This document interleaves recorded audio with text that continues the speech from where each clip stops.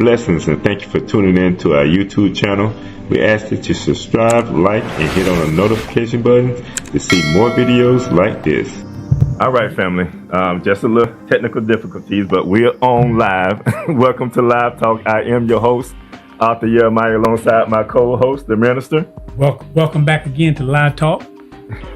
Yes, indeed. And first and foremost, we're going to lay out our general statement that we normally share with everyone before the call, opening in the call. Live Talk is brought to you by TBS Goodwill and Builders of the Highway Foundation. We ask that you verify or contact your personal or business consultant about any information that is shared on this show. Laws are different from state to state, and state and local laws change often, as you may find out today. Do not lean solely on the information that you hear on this show. However, there are professionals on this show that you can consult with, but through the right channels.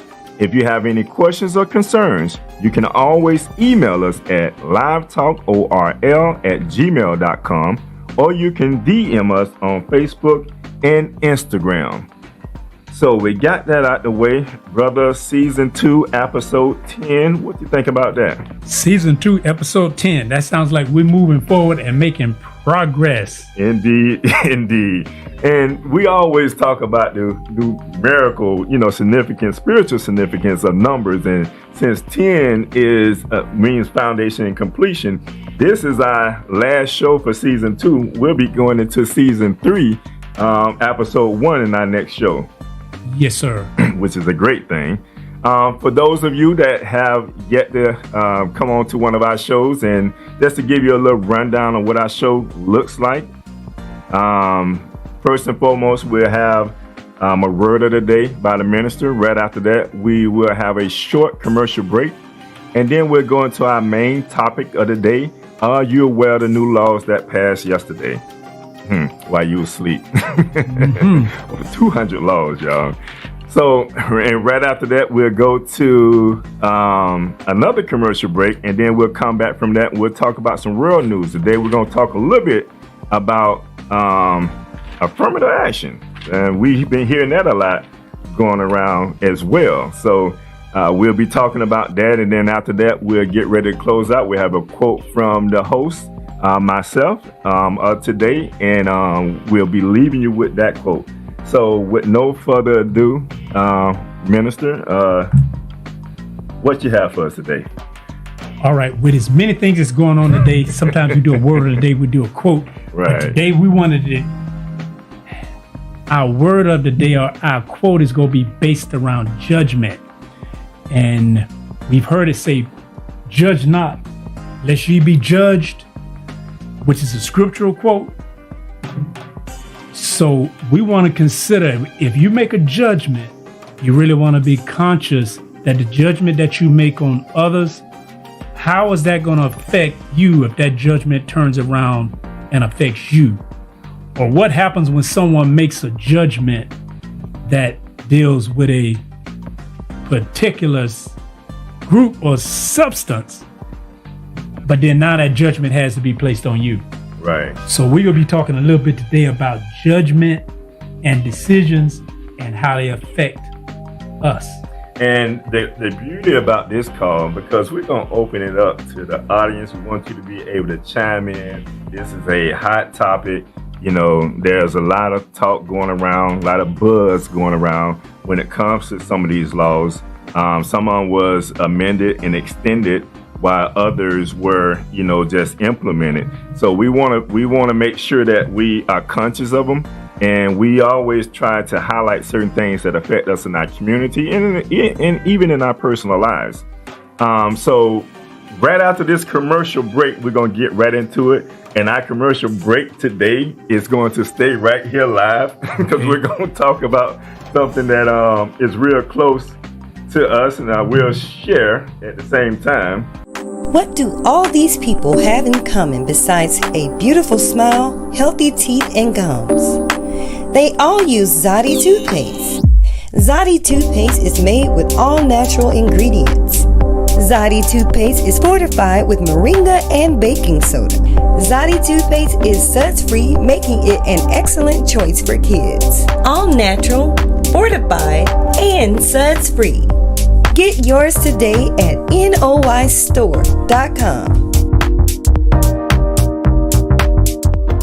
All right, so we're going to be talking about something that's hot today.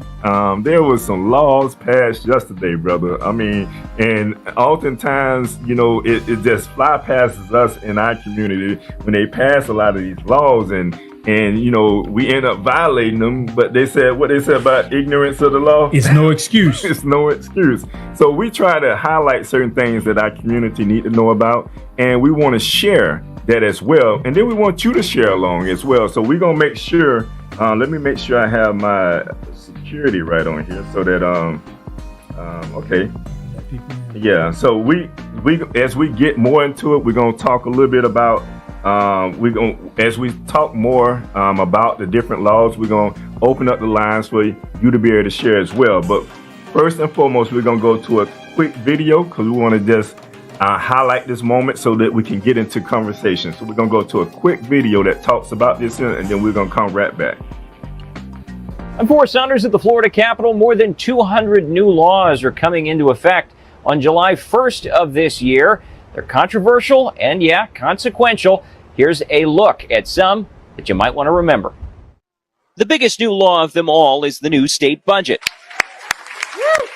A never higher $116.5 billion spending plan funding roads, education, and water quality. We still have extra money, and it's only right to give that money back to the taxpayers. Floridians also getting an estimated $2.7 billion in tax relief through several sales tax holidays and permanent sales tax breaks on things like diapers. That universal school voucher plan comes online, allowing any Florida K-12 student to qualify for private school scholarships funded by taxpayers. The Live Local Act, a plan to cut housing costs, also going live. It uses more than $700 million in tax incentives to spur development of workforce housing, perhaps easing an affordability crisis. It has become a huge burden on our citizens and our residents, and it's something that we have to address. Meanwhile, protest is greeting some laws about to start.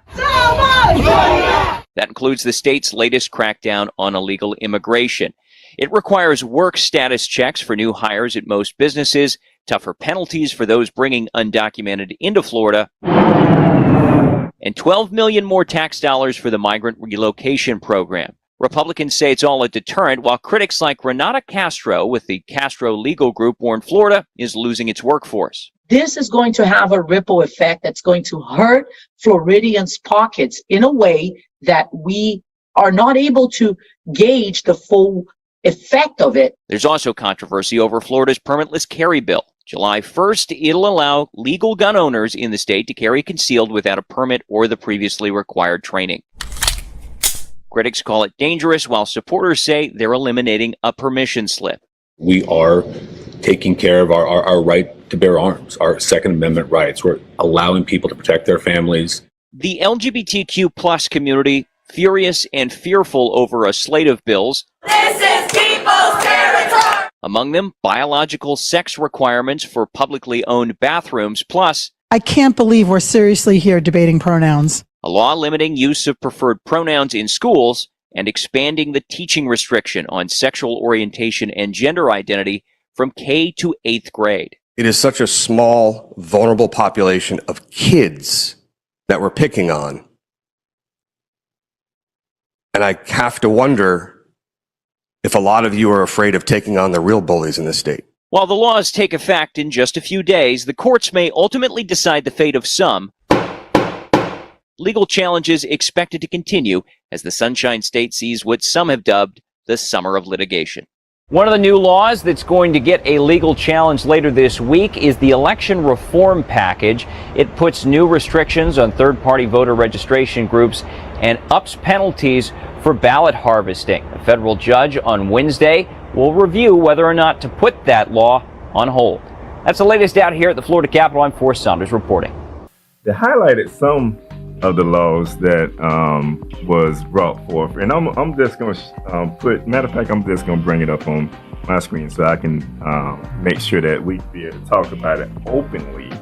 And just going back, just looking at some of the laws and some of the ones that I think kind of lands home with us when we talk about our children in the school system, when we're talking about bearing arms. I think those are two of the main things. And I know they talked about immigration and funding for relocation or immigration, which I was a little uncertain with that one because I was trying to figure out where they're relocating immigrants to. And then also, there's other laws that was passed that we may be able to touch on as well. But the biggest one is this gun law that I think a lot of controversy is centered around, brother. HB, 543? Yeah, it is 543. Yep, the gun law, permitless carry. And I'll just have to say it plainly, that the majority of the laws that were enacted in this country from the beginning, even to now, the majority were done for a specific group of people. It was not meant to include all people.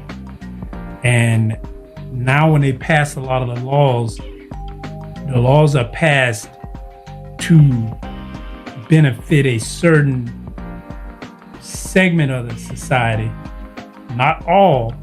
Specifically, when you start talking about minorities, when you talk about blacks, Hispanics, people, brown people, people of color, if you're Asian,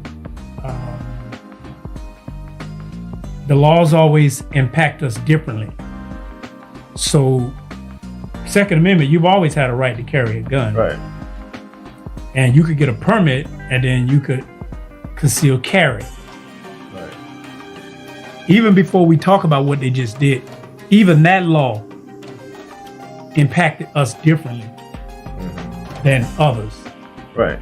Because we've seen way too many times when people of color had guns and had permits to carry those guns would be shot or killed by police officers who sworn to protect and to serve us. Landro Castillo. But yeah, had a permit. Had a permit. Told the officer that he has a permit. He's reaching to get his license. I mean, not his license, but his registration. Told the officer what he's reaching to do. The officer still unloaded on him. Because we live in a society where a certain segment has been programmed to have fear of another one.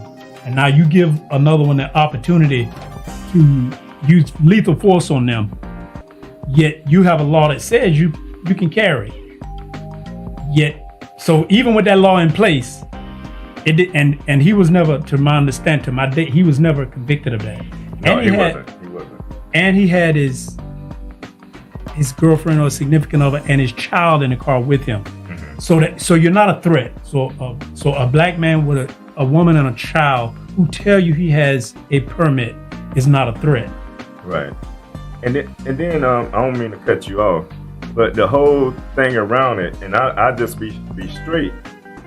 When it comes to a lot of the policies, certain laws that pass, and we know we have a majority of Republican House, maybe Senate, and a lot of these laws that pass, being a conservative, I may agree with 55-60% of them.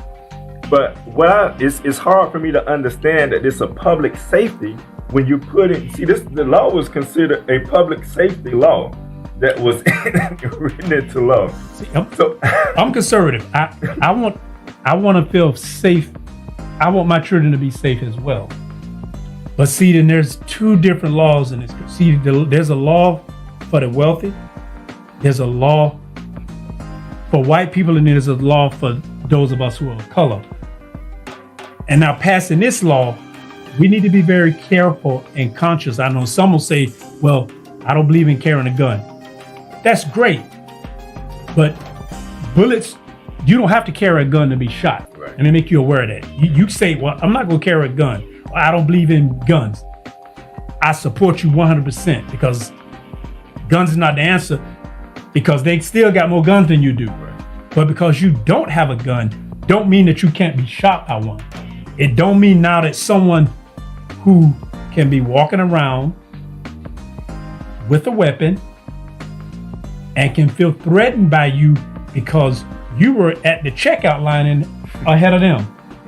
And they decide to cut you off and you say, excuse me. If they feel threatened, this person now can be legally carrying a gun and say they feel threatened. Right. We have to understand that these laws have always affected people of color differently. And we don't want to be on the end explaining it. Like, unfortunately, it's just the truth. We're always protesting. We're always,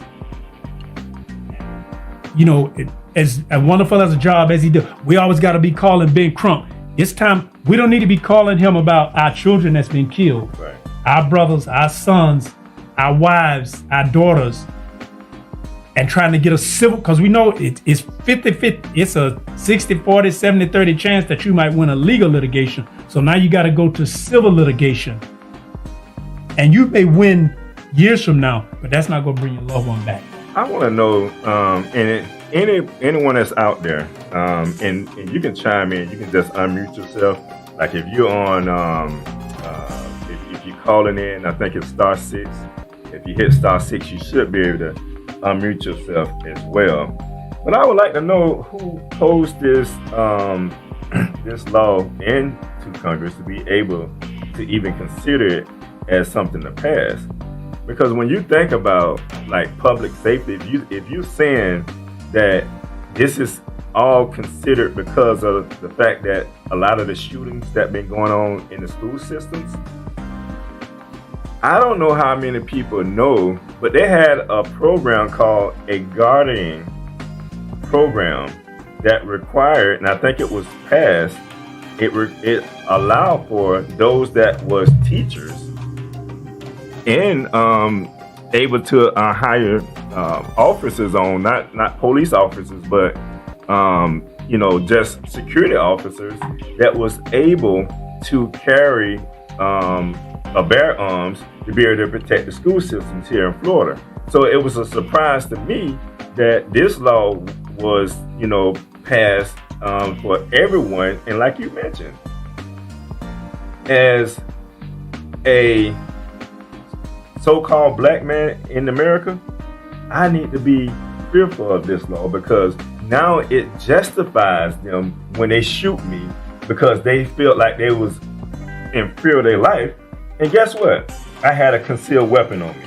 Before, you ain't have it. They found no weapons on them, no blah, blah, blah, all this stuff here. And still was found not guilty. It's already got standard. They passed stand your ground. Right. See, and what I was going to say, judgment that I missed is say, be careful. Don't judge a man by his what he says, but look at his motives. Mm-hmm. They passed stand your ground laws, which most of us, if somebody's threatening you, if you get to a point of where you got to save your life, you should be able to defend your life. Right. But at that same point, if you didn't have a gun, you might say, you know what, excuse me, and just walk away and diffuse the situation. But if you carrying a gun now, you can say, you know what, I shoot my way out of this. Mm-hmm. But if you didn't have that gun, you might have just said, oh, excuse me. Go ahead, you were there first.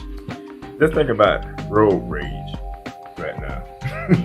And I know a lot of police officers, they kind of support this here because, some, and I don't say a lot of them, I'm pretty sure you got the division, and even with the police department, where some may feel like, it's a Second Amendment rights. We feel like people should have guns, right?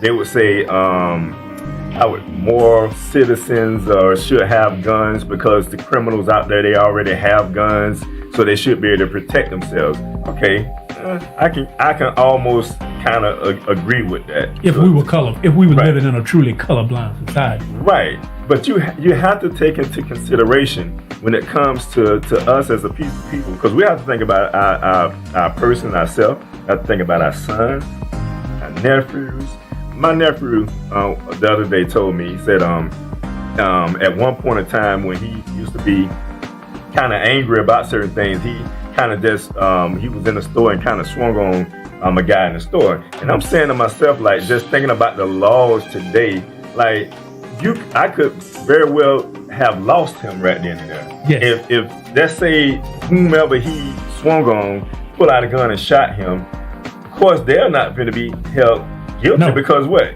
He was in self-defense of his life, but he just took a life. Right. You know, so we have to be like this. When we see laws like this change, it need to be something that we talk about in our community and with our youth, because it's very important that they understand the severity of this law, because they'll still go about doing things how they often do things and think there's no consequences to it. These laws was passed for a reason, and I don't see any other reason outside of that, because public safety is not threatened like that. See, but it depends on who's the public and whose safety you're concerned about. See, the safety of a certain group of the public and a certain group of who feel safe. Right. That's the reason. It's not about all people. It's to make a certain subset feel safer and another subset to be less safe. See, these laws are being done systematically, and they're implementing, because it's like we have to be very careful. Like, if we can talk about some of them, like they got the parental rights, which is don't say gay, and you got a lot of people who are homophobic or transphobic, and it's okay for them to pass a law against those people. But what you have to remember is next they're going to be passing a law against you. Well, this is the thing. I mean, this is my thing with that. It's so much that's going out there. There's so many different agendas that are out there. And I feel like in order for us to take a hold of, or just to, put somewhat of a slowdown to a lot of this stuff that's being passed, we have to consider the agendas out there that we don't want our children to get influenced by. I honestly, like, talking about pronouns in the school, talking about some of the sexual orientating things that they talk about from K to third to from K to 8th grade. There should be a, when you get to a point like 6th grade, I think puberty, when a child starts to kind of feel something about themselves, I think you need to talk about certain things like that. But I don't think a kindergartner, a first grader, a second grader should be talking about those type of things, and even should be considering that. And I think that goes back to when we talk about parental rights. I was looking at one video, and I don't know where it was at. I don't know what state it was in, but it was a law that was changed in the school system. And one of the gentlemen that spoke at the time, I think he was a pastor or either a doctor, and his thing was, like, I think in this school system, the teachers was able, based on the policy that they had in place, to teach certain things outside of the parental consent. And he was like, how can you call me to get consent for giving my child medicine or, any other type of thing, but this one thing that you wouldn't call me for to get my consent for? We still have rights as parents to make sure that we raise our children right in the way that we choose to raise them, that's not in conflict with any immoral standard, But I think when we're talking about like stuff like pronouns, like what you're gonna change the grammar book now? He is a he, she is a she, and I think this is just my personal opinion. I think we going too far to the left when we start to influence our children like this here, and not allow our parents to be more inclusive in that. I see the parent definitely need to be inclusive, and what I would caution, and we have to really look at it from overall. If you're raising your child in a particular way, the way you want to raise your child, that is your right. But make sure that the way you if somebody else raises their child differently, that you don't offend them. Like the pronouns, I don't think anybody's teaching it in school. What I think what happens is people don't like it, and they want to. If you have a child if that one child has a situation, someone should be able to talk to that one child. That shouldn't affect the rest of the classroom. But if that child is having an issue, someone needs to be able to talk to that child. That parent definitely need to be talking with their child. But you don't want to, you have to be careful if you pass a law that punishes, like if you have one child that's having an issue, do you want to punish an 8-year-old child that's having an issue? So we have to be careful, because then you'll pass a law that now can say, what about a black child who might be a little bit taller, or a black child that might be a little heavier? And I know it might seem like it, but we'd have never thought that they would have struck down affirmative action, but it just did. Right. But we need to be conscious of those laws and then how it affects, like it. What I see with the laws is people get so caught up into everything is so hyper politicized now. And we live in a country where we say that people should have freedom of religion. But we say that there's supposed to be a separation of church and state. So when you go into the school system, we may not like it, but it's like, if my religious faith is this, you can't tell me how to worship. And if that person's faith is that, I can tell that person how to worship. So everybody should be free to worship the way that they want. What is happening is those who have a certain particular way to worship want everyone to worship their way, or if not, okay, well, you don't want to exclude the Muslims, you don't want to exclude the Hebrews, you don't want to exclude the Jews. The national religion is Christianity in this country. That's the majority religion. So if you're in line with that, you're okay. But if you do things that are against that religion, it then begins to affect how another person may want to live their life. When you got crazy people coming into the schools, killing children, there are things that could be done. I don't think we need to be talking about pronouns. We need to be talking about how we gonna stop somebody from coming into the school with a weapon that they can put 100 or 200 bullets in and mow down children. We don't want to talk about that when that could be addressed, but it's like we want to talk about things like immigration. And yes, immigration might be a problem at the border, yet if undocumented people who haven't got their paperwork, like we like eating fresh fruits and vegetables, but a lot of us aren't in the fields picking those fresh fruits and vegetables. A lot of us now, we won't work for the wages that they pay these people to pick those fruits or to do those jobs. And I'm not saying that's right, but if you remove all of that, who's going to do that work? And are you going to be willing to continue to pay the rising costs that it's going to cost for us to get fresh fruits and vegetables? So it has to be more comprehensive. But what you want to do is you want to point it at this one group of people or a certain sect of the people to make it look like it's a problem, but you're not trying to fix a real issue. If we have a labor shortage, let's address the labor shortage and let's pay people what they're worth to get the work done. But the people who have passed those laws don't want to pay the people to do the work. You want to lock them up and you go transport them on a bus to go where? Right. All right. So we're talking about the new laws that passed yesterday, July the 1st, and we're just highlighting some of the laws that kind of touch home with our community, touch home with our person, and we want to make sure that we all kind of understand this, and then what can we do about it that can better us. So the lines are open. Right now you can just either unmute yourself, or you can I think hit *6 if you want to just chime in on what we're talking about. Two of the hottest ones we're talking about is the new permitless carry that we're talking about, and then we're also even talking about the new expansion of the 1069 which was expanded, the Don't Say Gay expansion that expanded to 8th grade.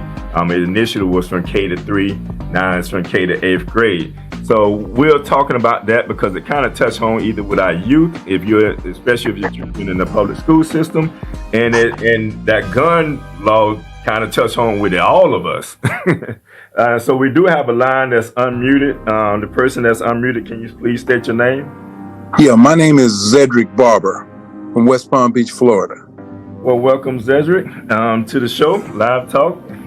Welcome, Zedric. How you doing today, brother? Hey, I'm good. I have some concerns I just listened to. I was invited by my brother, Ahmad Israel, who's here in West Palm and Riviera.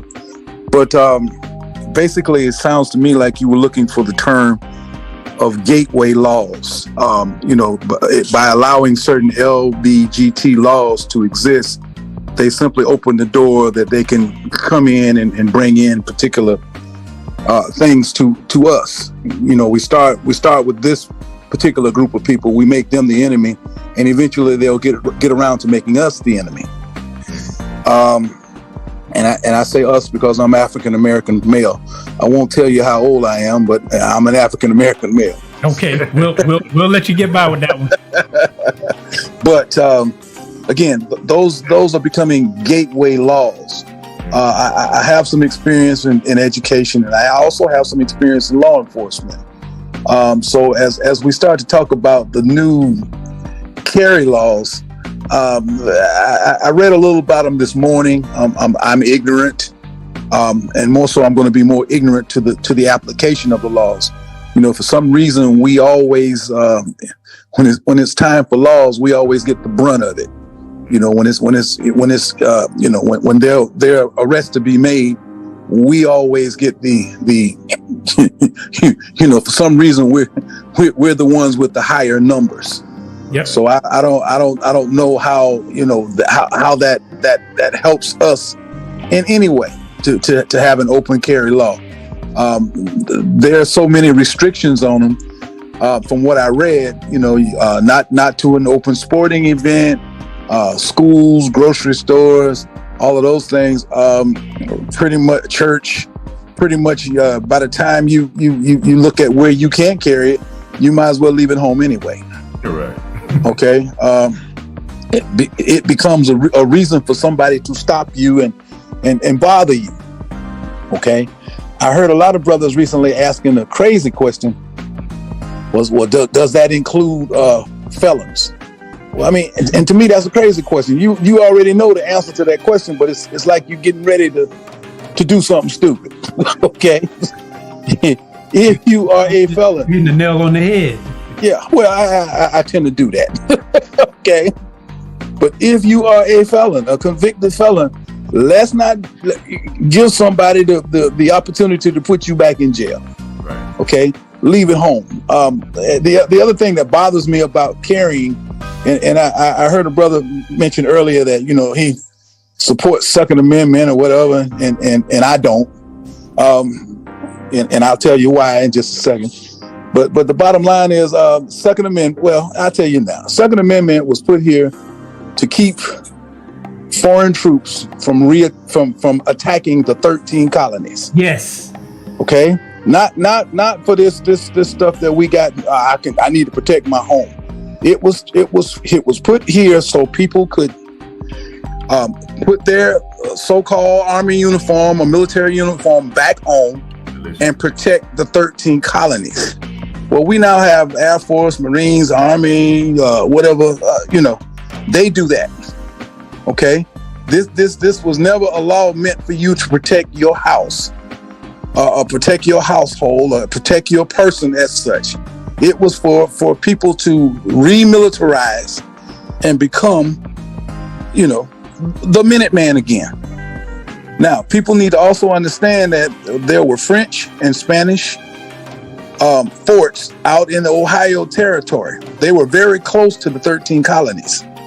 Okay, so there was a need to have an instant army because there was no standing army. Okay, and people are taking this Second Amendment and running with it, and using it and to their advantage because it's a money maker. My other point is my cousin and good friend, we often chat, just like we're chatting now, about what the gun was when the Second Amendment was passed. It was a musket with the ball. It didn't have 200 rounds. Okay, so yes, it was not an assault weapon. Okay, and the other misnomer that really bothers me about younger people is we tend to think that if I got a gun, I'm protected. Okay, you can't bother me because I got a gun. Okay, and that's just stupid to me. Okay, that's just the craziest thing I've ever seen, because gun does not put a force field around you or a shield or whatever. You know, that just means you liable to shoot somebody that you never intended to shoot in the first place. That's what that means to me. Okay. Again, I'm also a former law enforcement, and I also taught school, and you know, I know the training and the lack thereof. Most police officers in the shooting put their first 2 rounds in the floor. Okay, and they're supposedly trained. All right. So what is what are our people going to do? You know, pointing the gun sideways and thinking they're going to be effective in a shootout. It's crazy. Okay, it's crazy. We tend to think, oh, I'm strapped, I got mine, I ain't got to worry. That's the biggest misnomer I've ever seen. Okay, so I've been rambling on. I'm gonna stop talking. No, you make some great points, and I say that all the time because the Second Amendment was written for that purpose. That's the reason that I support it, because if you're doing that for your country, what they're talking about now has nothing to do with it. Nothing to do with country. Hyper politicized now. The things that you said, especially when it comes to our people figuring they now strapped, or like you said, a felon will think, yes. And here's it even worse. You can legally carry, but if you're not carrying properly, you're gonna find yourself getting caught and now becoming a felon. That's right. Because of the color of your skin, and that law is going to be used differently on you. Always has been on someone else. Always has been. Let me throw this at you. All right, okay, and I've thrown it at a few friends of mine, some good friends of mine. But and when we start talking about how the law is used, how many times have you ridden up and down a highway and seen white folks sitting on the side of a curb while the police goes through their cars, searches their cars? I want you to put that in your mind. How many times have you ever seen white people sitting out? If I had witnessed it 100 times, I would have seen that maybe once. That's my point. Maybe once or twice. Okay, that's my point. Maybe. Again, you have to think. But as far as black folks are concerned, all the time, and not only that, the black folks you see, we might be in our Sunday best. Yep. We grandma might be sitting out there. I've seen women and children. Again, all of that. Okay. And our Hispanic brothers and sisters the same. Again, law enforcement treats us differently from the jump. Okay. That type of search, that type of stop seems to be reserved for minorities. Okay. They don't have to suffer that indignity. For us, we know it's commonplace. Okay, we don't want to move too fast. Just go on, get out the car, baby. Get out the car. Don't make him nervous, because he that scared that scared white policeman will shoot you. He will hurt you. So we have to teach our kids to deal with indignity. Okay, and that's something that no other race has to do. They don't have to teach there is no officer friendly in our race. Okay, they don't have that conversation or fear. Don't have that conversation. But even at that point, when you're teaching your children this, or your sons, or even your daughters, you're teaching this too. And when they follow all the rules, you still get shot. Right. Philando Castile followed the rules, but he lost his life. Right. He was licensed to carry. Mm-hmm. Yeah. and he lost his life. Yeah. With his girlfriend and his baby in the car. Girlfriend said he's not making any moves. Like, he's just getting his registration that's right here. Like, why would you, like, we have people that are in place, and we talk about this oftentimes, especially within our community. We can't have people that come into our community that are not connected with us and that fear us, because it's liable to happen. When you fear certain people, and then you're now given that authority to govern that area, then the chances are, if you have a gun, you're gonna always be in fear of your life. Why would you put someone in our community that fear us, knowing that something would happen like that? You know? Well, that's a point that's been going on for the last 50 years, believe it or not. Okay, having a police department that reflects the demographics of the community has been a goal for a long time. Okay, and the other side of that is 90% of the shootings that occur to black men, unarmed black men, not done by black police officers. Right. Okay, because we don't fear the black community like they fear the black community. Okay, there is an advantage of having black police officers because the level that black police officers can identify with the black community is far different, and it always has been. Okay, kind of hard for me to shoot my cousin. Yeah. Okay, and we like to offer solutions, because I know this one is like with the openless carry. Some of the things you said, Cedric, is like, I would hate for someone to get comfortable, and you're a legal gun owner, and now you say you can carry. Don't forget that you can't carry inside of a school. That's right. Because if you do that, you are now going to become a felon. That's right. And you can accidentally do it. You don't even have to pull it out. But if you get caught with it, like, you certainly can't take it into a courtroom. And there's a way that you carry it in your car. But what I would recommend as a solution, specific for us in your community, like I know here in Orlando, we have a new police chief. He's a black chief. Eric Smith is his name. But he's been doing community conferences at local neighborhoods, like neighborhood association, homeowner association, and churches. And he brings out police officers with him, black, white, Hispanic.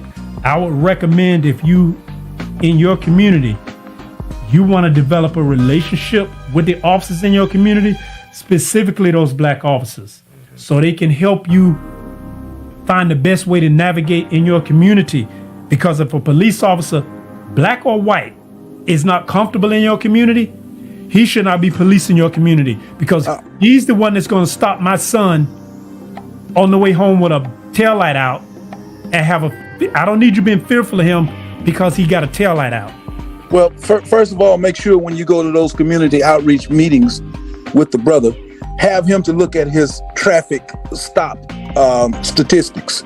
Okay, if his traffic stop statistics show that black people are the worst drivers in the world, so they get all the tickets, then he needs to train his staff better.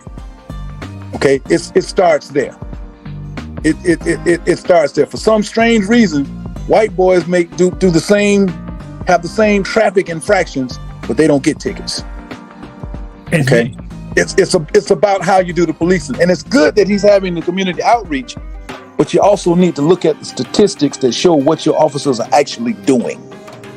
Okay? I agree with you.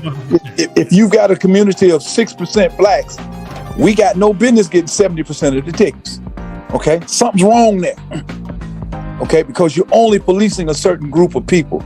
Basically, America, with some black folks' help, have criminalized African America. We more scared of us than they are. Okay, and make no mistake about it. You know when we start to look differently from the norm, when our pants no longer go around the waist. Okay, everybody fears the unknown. All right, everybody fears the unknown, and we just don't have no radio stations to promote us as the most law-abiding citizens in America, because that's what we are. We have to be to survive. We have no choice. Okay, we can't just run the stop sign. For us, our own economy says I can't miss work. Not that I don't want to run the stop sign, but I got to feed my family. I got something else that better. ticket's over $200. Yes. And again, hopefully you get the forum to talk with your chief and let him know to look at those statistics, because those are important. And then he can start to retrain, because basically they're looking for us as criminals. Okay, driving while black is real. Okay, there is no, you want, well, maybe if I'd have just slowed down, or if I wouldn't have been hitting the brakes so much. No, they could care less about it. They're gonna hit it anyway. And see, Zed, what you say is very important, because these are things that we actively can do rather than, because like even in my community, we have them break it down by the community. How many burglaries? How many domestic violence? Well, it's in the computer. Everybody got it. And you have to, and if you get the police officers, or they have the ones who are in your community, they can go through those statistics with you, and then you can have conversations with them, but you have to engage them for them to engage with you. Well, let me throw you out my experience, which is I can only relate to my own experience. It used to be a time when I would, as a police officer, because I did over 20 years with the police department, and I got a retirement. In fact, I love those people. But congratulations, my brother. Thank you for your service. But it was a time that was very disheartening for me. Also, too, let me let you know, I'm second generation law enforcement. My dad was a retired police officer, and then I became a retired police officer. Okay. Now, a little different from him, he led the black policemen's walkout in the 60s when they couldn't arrest white people, couldn't patrol white areas. They only promoted one black lieutenant at a time. Okay. And they actually had a separate black police department. And I'm here in West Palm Beach. That's what they had. Okay. Now, for me, as generations go on, I wanted to do it one better. I went and became a Morehouse College graduate, but I also put on the blue. Okay. And I tried to make it better for me and my community and for my police department. All right. I've had that experience, but we still need to understand that they're turning the clocks back. Okay. And one of the things that used to really hurt my feelings is I could be on a call with 4 or 5 officers and 3 white ones be standing in front of me. And the black people were trying to jump over the white people to get to me. Wow. Okay? Because we've been conditioned. We've been Willie Lynch. We got to get him. Okay? He can't come over here. Now, because I'm of the mindset that I am, I used to tell the white boy, well, let him through. Okay? It's his day. It's going to be his birthday if he make it over here. Okay? But the point still is, what I found, because I've also coached in the community and worked with kids, this, that, and the other, that once the sincerity is actually out there as a black law enforcement officer, because he's a different animal. Okay, the community knows, I can go to his house and tell him my baby ain't home. Can you help me, Zed? She ain't been home in a couple of days. I can go to his house and ring the doorbell. Okay, that kind of thing. If you are of the community. Right. Okay. If you are of the community. Okay. So there's a lot that I just talked about that needs to be unpacked, because we need more black police officers. Okay. We got to figure out, and make no mistake about it. I'm not stupid now. And just because you black in a uniform don't necessarily make you black. I'm looking at Clarence Thomas and I'm going, oh my God. Some of them are worse. Oh my God. That's my point. We need more moral police officers. Well, yeah. Conscious black police officers. Right. Yeah. But again, I grew up in the neighborhood. I'm not afraid of the neighborhood. Right. I drank my first Kool-Aid right here. Okay. As a black officer, we want you to go home safe to your family every night. Well, I need to. I mean, I'm entitled to. Yeah. I'm entitled to. And see, if there's a criminal, I don't want the criminal taking you away from your family. I want you to be able to take that criminal off the street. But when we get the right police officers, criminal activity should be treated as criminal activity. And then we have a system of that prosecutes them, not judge, jury, and executioner on the street. Yeah. Right. Well, here's the deal. Here's some illegal things that I did long ago. All right. If I went to your house and you cussing your mama out, it's me and you. Okay. That's the community. That's again, it's me and you. Boy, you just said what to your mama? You come on back in the room. I need to talk to you. Okay. Yeah, it's me and you. Now we're in a different time now where folk are afraid to do me and you. Yeah. Okay. But the community police officer dealt with things accordingly. Now you talk about being judge, jury, and executioner. Well, to a certain extent, you might have been safer off dealing with me and you. Yes. Than having your whole life ruined by going downtown. Right. Okay? Make no mistake about that. Okay? Make no mistake about that. All right, we're coming at the top of the hour. Okay, well, I got to go eat lunch. My wife rolled her eyes at me. Hey, I was hoping you would stay on when we talk about affirmative action, because you talked about Morehouse, and I would love to have you on when we talk about that part. But I'm gonna go eat, but I'll leave you with this one thing. Mm-hmm. Okay. You get more at the house. That's why we call it Morehouse. There we go. There we go. and we gonna need a lot more at Morehouse. They doing Morehouse need to just open on up and be prepared to take them in. I'm telling you. We're gonna well, like I said, I'm going to eat. I'll see if I can get back with y'all later. Yeah, no, okay. Enjoy your meal, bro. Appreciate you. Okay. All right. So we're at the top of the hour. We definitely want to make sure that if you're out there listening, you want to chime in. And by all means, you can unmute yourself. You can hit *6 if you're calling in. We do have a little time left on this topic. Otherwise, we're going to go into a commercial break, and we're going to come back and we're going to get into our world news. So the lines are open. This has been a hot topic. We're talking about the laws that was passed here in Florida, and I think that's something that and I like the fact that you was alluding to solution. You know, when we talk about certain laws like that, the laws that are being that was passed, even when we talk about our children, you know, in the school system, sometimes, hey man, if you don't feel like the school system is doing something, we always have homeschooling. If you can't afford that, they have other means on how you could, you know, redirect your child educational wise. They done passed the law about the charter schools, so the money is there. See, normally we couldn't afford that. Now that option is there.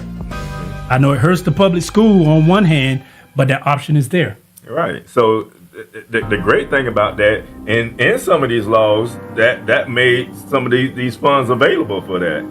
So it wasn't the law. All the laws wasn't bad. It was some good. Here's the only side that in most cases, most working people, see, we got to be. Most of us, we can't afford private school. So the public school system, most of us were products of public school, and we needed it to work. But if you can afford to pay $75,000, $80,000 a year for private school, and now you can get a voucher that can, hey, well, I can cut $20,000 of that off for my kids. That's cool. But for most of us, that wasn't available. Right. And that's the argument. And I totally get that argument, because you got teachers out there who have to go in their paycheck to put stuff in their closet. If you're a teacher, you know what I'm talking about. They have pens, pencils, school supplies, dry erase markers, stuff that they need. They be coming out of their pocket in some cases to pay for it. And you taking money out of the schools. And they're trying to do this to educate our children. But if you're in a position where you can take that money and educate your child, by all means, take that money, educate your own. You're right about that. And then they only give the teachers a $250 tax deduction for doing so. Like they need to raise that, if anything, raise the deductions for the teachers. If you know teachers going to invest in the students, raise the deduction for them so that now they can qualify for a higher deduction. If we can take money, I don't know how many millions I saw toward immigration. You talking about relocating someone? If you paid the public school teachers a better salary, it would make a big difference. A lot of good teachers, I love our teachers because they do it for low wages based on the amount of education and having to deal with 20 plus children. But a lot of good teachers say, you know what, I can't take it, and they go into other fields. Right. And that's why it suffers. Right. Because it's like, why would I want to do this and be abused when I can go somewhere else and make almost twice the money? There you go. And that's what's happening nowadays. Hey, I mean, consider police. Yep. Some of them doing the same thing. They go into other fields and other areas because the money that they're getting paid and the training is not there like it should be. So there's a lot of things that I believe that we have to do better at, especially when it comes to our service members. Like I would consider a teacher as being one of those. They deal with our children. So we have to make sure that people are getting paid that are doing quality work, such as that. But we're at that time. We're going to go to a quick commercial break. We're going to come right back and we're going to talk about affirmative action. Hey, shalom and blessings, everyone. Author Jeremiah here. I am the author of The Spiritual Significance of a Name, Define Your Purpose. And I want to share something with you today. It's very important. As we go throughout life, we understand certain things to be challenging for us, right? But life can be a beautiful experience when we discover our purpose. Because then, and only then, do we discover that we have a true reason to live. Won't you go to the NOYstore.com and pick up a copy of my book today, The Spiritual Significance of a Name. That's the NOYstore.com. You'll thank me later. Until next time, peace and prosperity.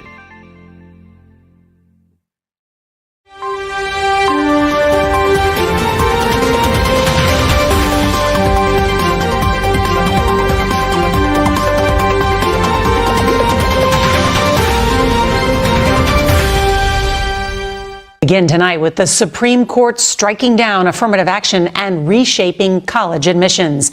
In a 6-3 decision, the justices ruled that Harvard University and the University of North Carolina violated the Constitution by considering race when deciding whether to admit someone to their school. A landmark case overturning nearly 50 years of precedent, the latest example of the conservative majority redefining American law, including abortion rights and guns. The ruling means higher education institutions will need to come up with new ways to create diverse student bodies. Groups of protesters, mostly made up of young adults, gathered outside the court to voice their outrage. And to underscore how monumental this case is, 6 of the 9 justices wrote opinions, many personal and strongly worded.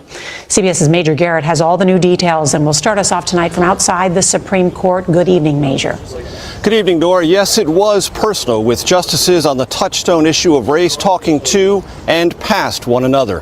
This sweeping and historic ruling effectively ends affirmative action in college admissions, reversing decades of precedent that less conservative court majorities had protected and giving colleges and universities some latitude to consider race as one factor as they sought to build more diverse student bodies.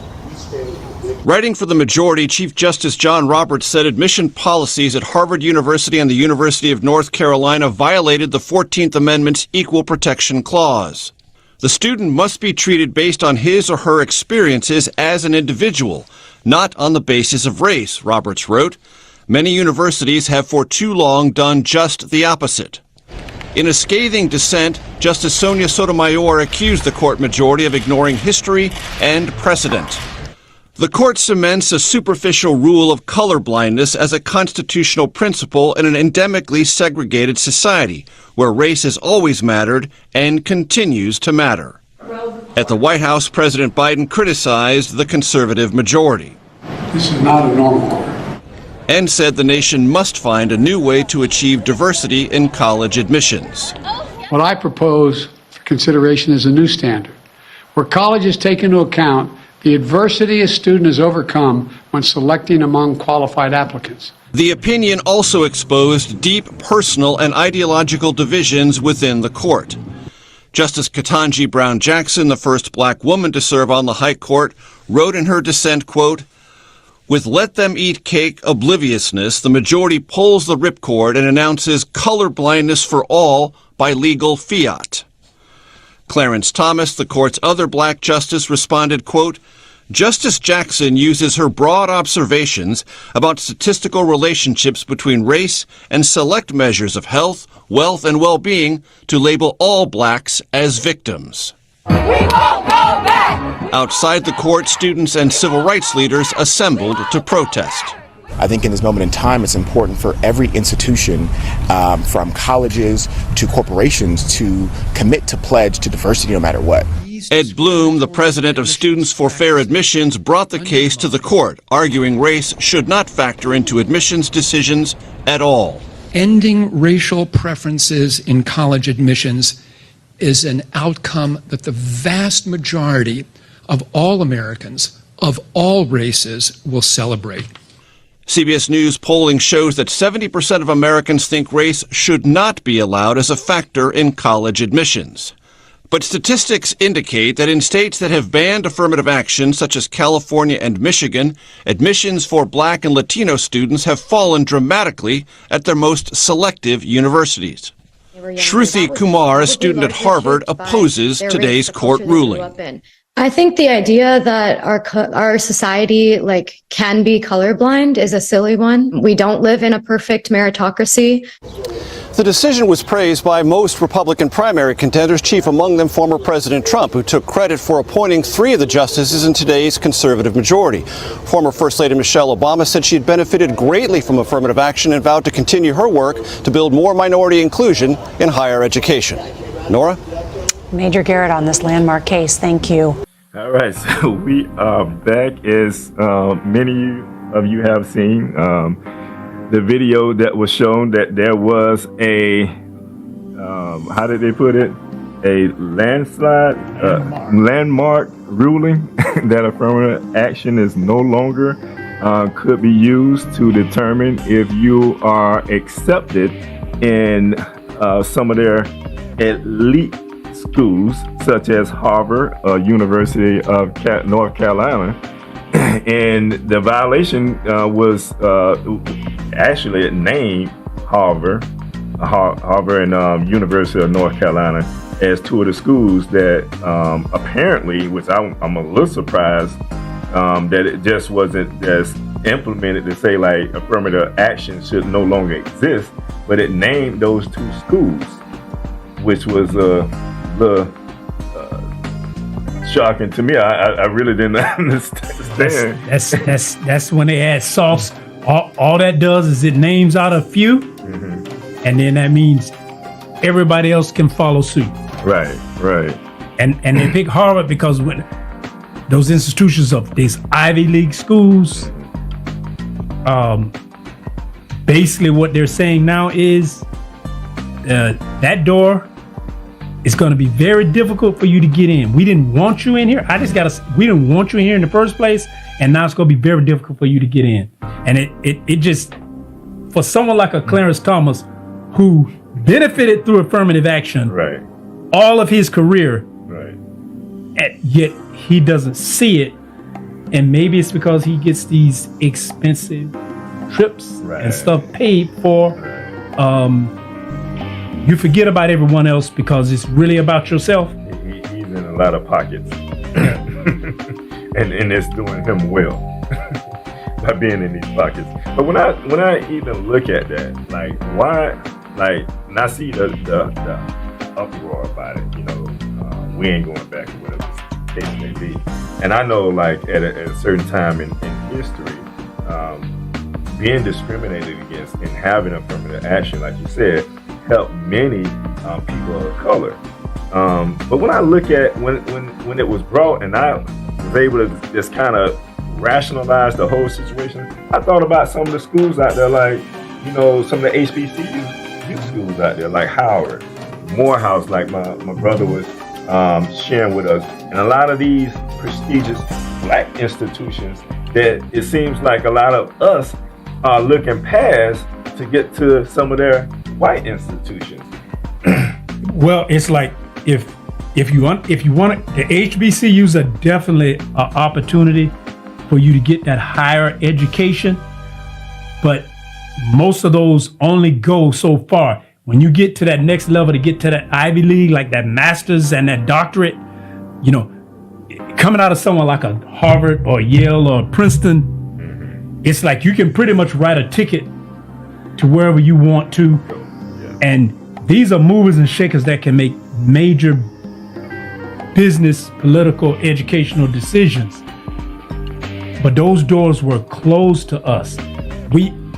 But now that they're open, for example, a Michelle and a Barack Obama took advantage of it and went through those institutions, and then you can see the result of getting to a different level. And here's what's unfortunate.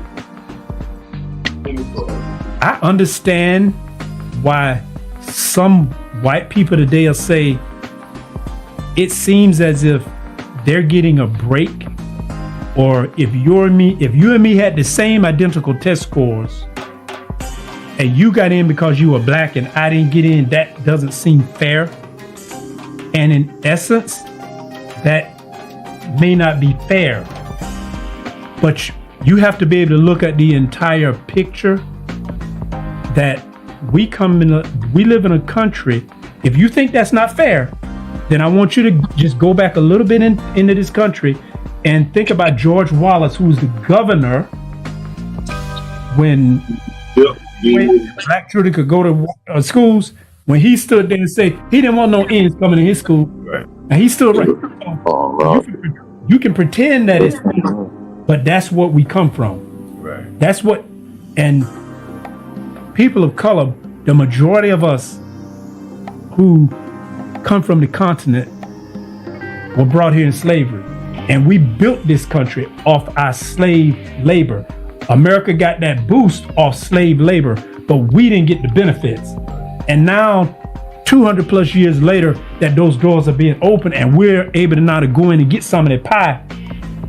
You don't want us to be able to get the pie, but you forget that if it weren't for our slave labor, we wouldn't have the pie. Right. And now that we can get an opportunity to get it, you want to close the door and say, no, we don't want you to be able to go in and get access to that.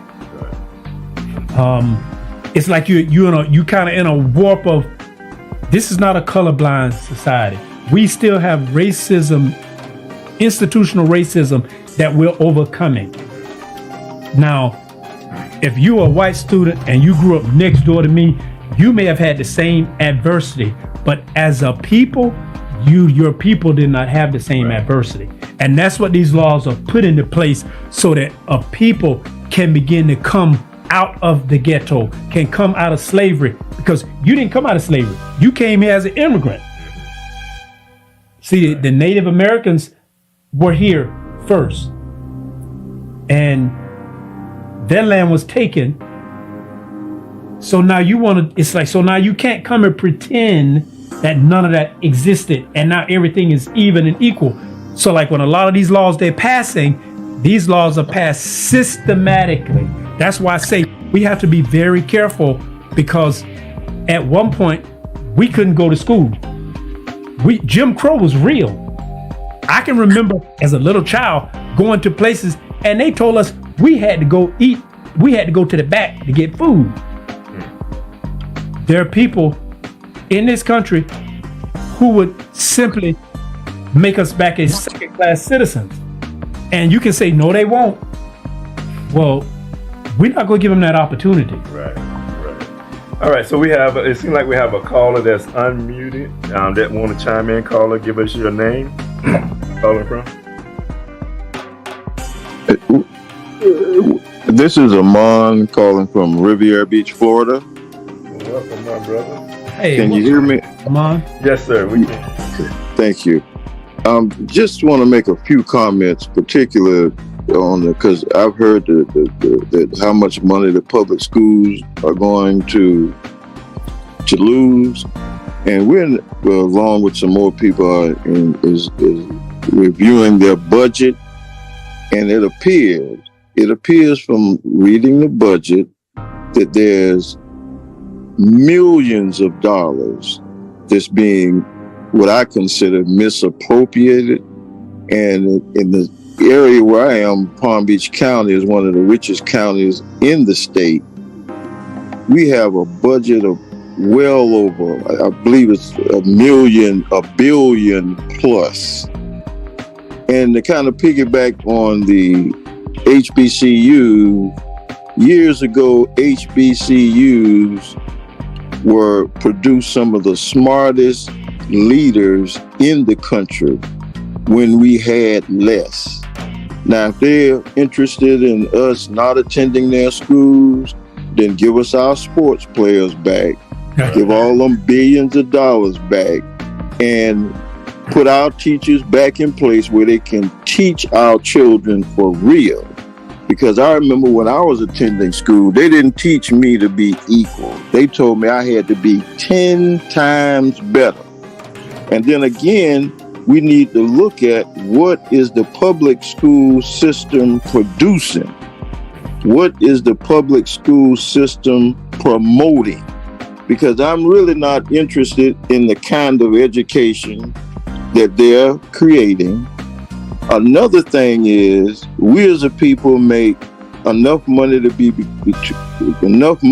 considered the 8th and the 13th largest country in the world. Now, Clarence Thomas and other people voted against us. They might be telling us, return back to your own.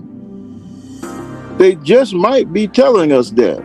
But we as a people need to become more conscious of the capabilities that we have and go on and implement, act upon those capabilities that we have and teach our own children. And I heard earlier in the call, we talked about the Christian religion. Well, the Bible says, teach your own children. We should not allow people to teach our children. We heard that for years, but now we're looking at the effects of what they're teaching our children. And even the ones that do well in school, they go and work for other people and make them some millions, if not billions of dollars, and give them a little bit.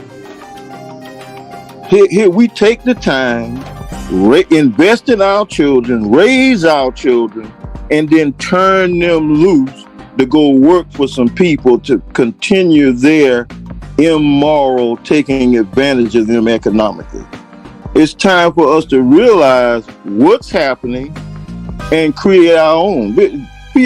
I had the opportunity to meet a civil rights lady when I was in Detroit. And she told me, I asked her a question. I said, if there's anything you would do differently about the boycott, she said, yes. I wouldn't have never said or supported getting back on the bus. We should have bought the bus line and had our own bus system, because she realized that we were the ones funding the bus system. And when those buses were sitting out there rotting and deteriorating, they turned around and said, wait a minute, we got to let them ride the bus. So all we got was to ride on the bus wherever. But again, we were making them millions and billions of dollars. I'll stop right there, but we need to start looking at solutions to all of this and the opportunities that we have right now. Thank you so much. I'm really enjoying this call. And you brought up a great point, because oftentimes we never taught to go to school to run our own business. We taught to go to school to get a job.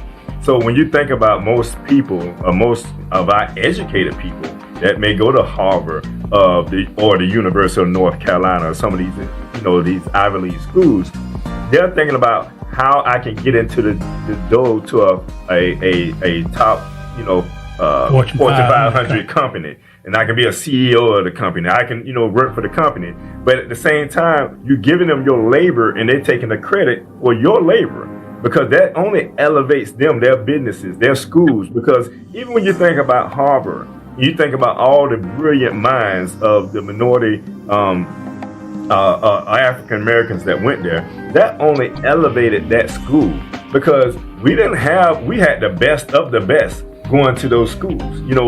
Talk about Barack Obama, you talk about Michelle Obama, you talk about some of the others that are out like there. a Thurgood Marshall. So we talking about the best of the best that's going to these schools, and it raising their GPA. That's how they become the #1 school in America. And then some of these other schools, if it wasn't for us and our intellect, they won't be where they are today in our brilliance. See, it is make up a great point, and we need to have a show talking about that, because we're talking about how the laws affect us. Granted, with the school system, for an example, with the charter schools and what they're doing with the money in the private school, the reason I say public school, and we have to kind of be intellectually honest, right now today, we don't have a school for our children to go to. Most of us do not. So we have to establish it. So our children are in public school, or they're in a home school. Or now, if you're in a home school, and this is a conversation I'm going to be talking with some about, you need to make it into a charter school, because now you have access to get those funds and do your own.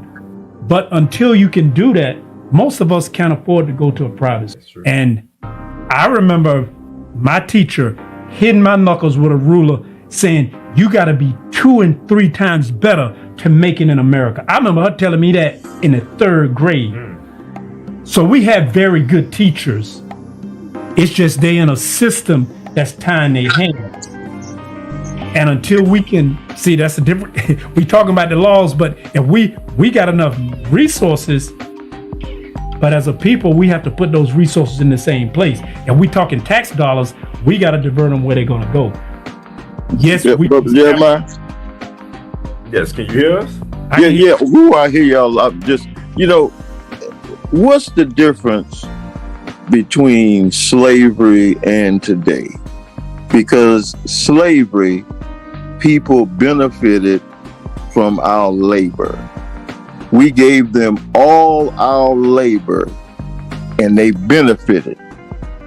Today, we're still giving them all our labor. Back then, they provided housing, food, clothing, to whatever degree we want to say. But some of the salaries we have today, you can only provide, they're letting you have the money to provide your housing, your clothing, your food. Barely. So there's really no difference. That's why we need to take our finances, and it's going to take a serious commitment, because we talk around it, but create your own. Create your own. And talking about charter schools, there's a charter school right here in Riviera Beach that's in the top 5% in the nation. And she produced some of the best students in the country. And there are certain things she's allowed and certain things she don't allow. So it's time for us to put our money where our interests are. Yeah, thank you again. Thanks for letting me in. You talking about physical slavery versus mental slavery, but it's yes. The problem is when you have those, and I'm gonna call him by name since he's on the Supreme Court. When you got a Clarence Thomas there, he can't accept the fact that there's a group of people walking around here in mental slavery, because the master is taking care of him. Right. So he and others like him will push the envelope to keep us in slavery, And when you get so busy working in slavery, you don't realize that, yeah, I'm working, but I'm a slave. What they call them, house? What they say, house Negro? Yep. They had the house in the. It's like the only difference is they can't hit you with the whip.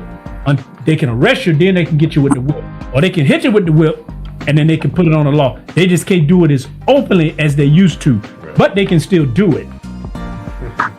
But you got a lot of people who don't want to admit, and this really comes at us. We don't want to admit our condition is the biggest change problems that we have.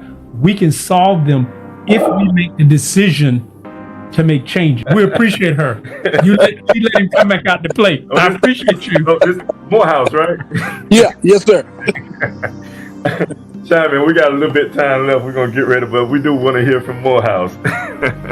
Well, if I may, brothers, I think we probably should have explained what affirmative action actually is and why. We assume that your listening audience automatically knows it, and believe it or not, I believe a lot of us don't understand what it was or what it is and why it was necessary. We're kind of skirting around it, and maybe we need to be a little more particular.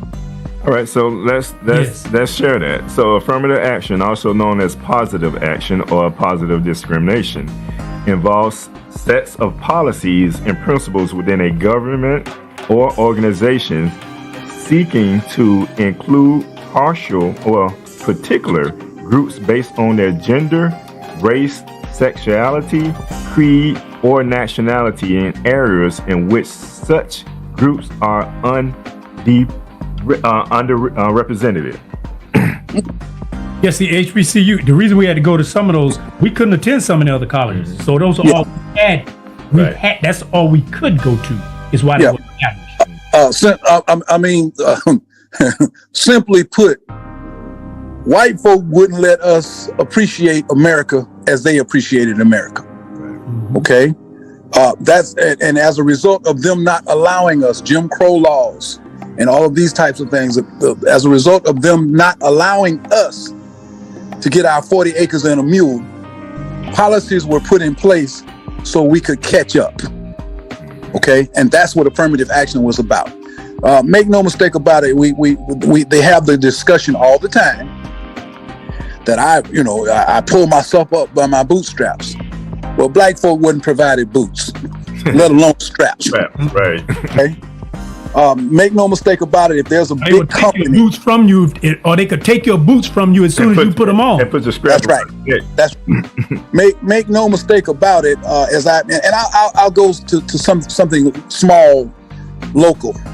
On the West Palm Beach Police Department, they had one black lieutenant at a time. Now they had 12 white ones. Okay, but the point still is, when that one black one left, now another black one could get promoted. Okay, and that was unwritten policy.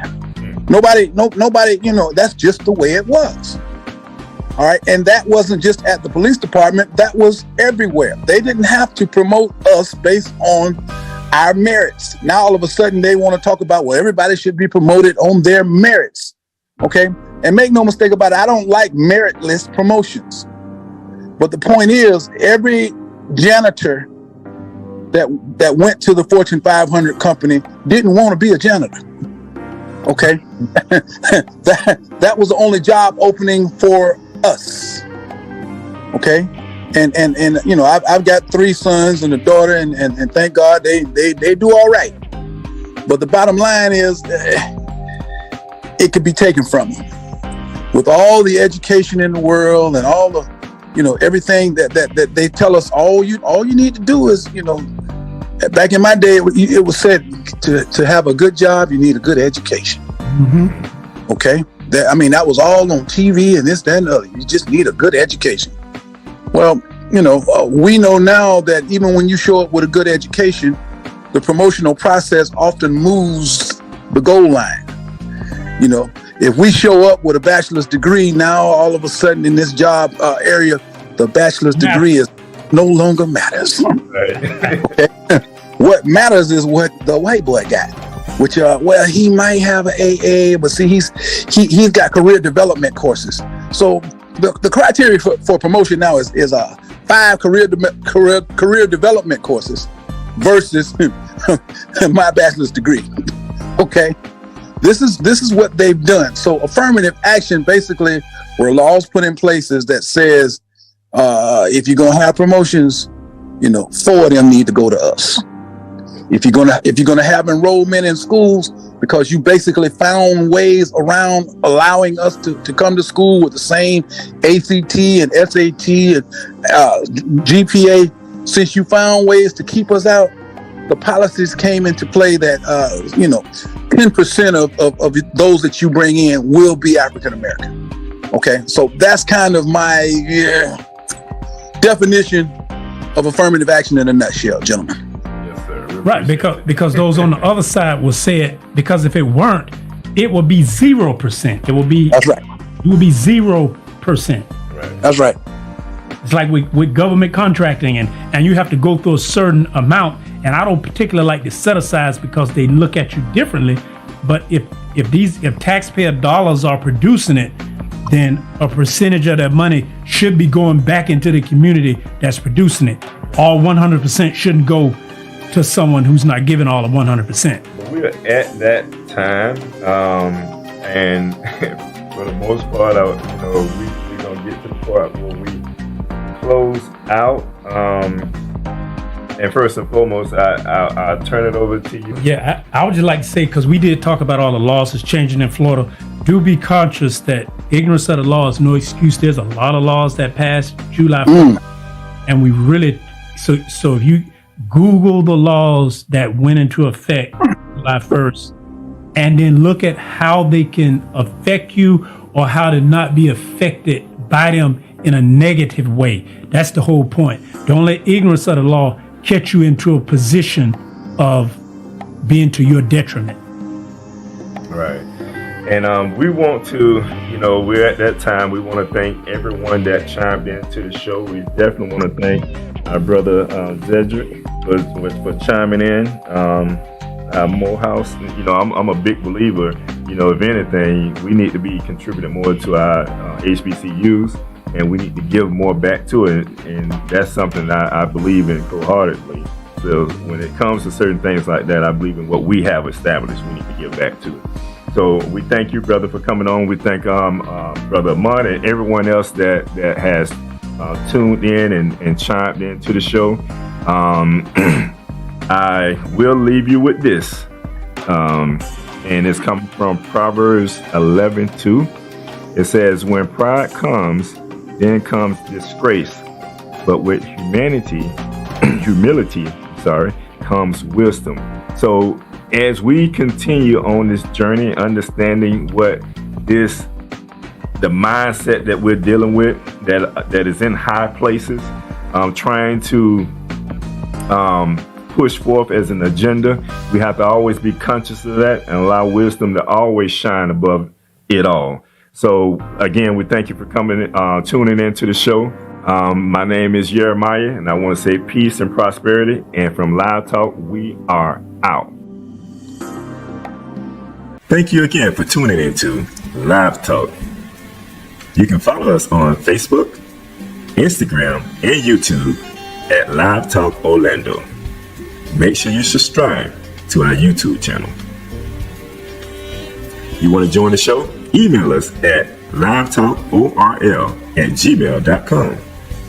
You can also visit our website at www.livetalkorl.com. You can also follow the host on Facebook, Instagram, and YouTube at Author Jeremiah. Make sure to visit the website jeremiahyisrael.com and pick up your copy of The Spiritual Significance of a Name.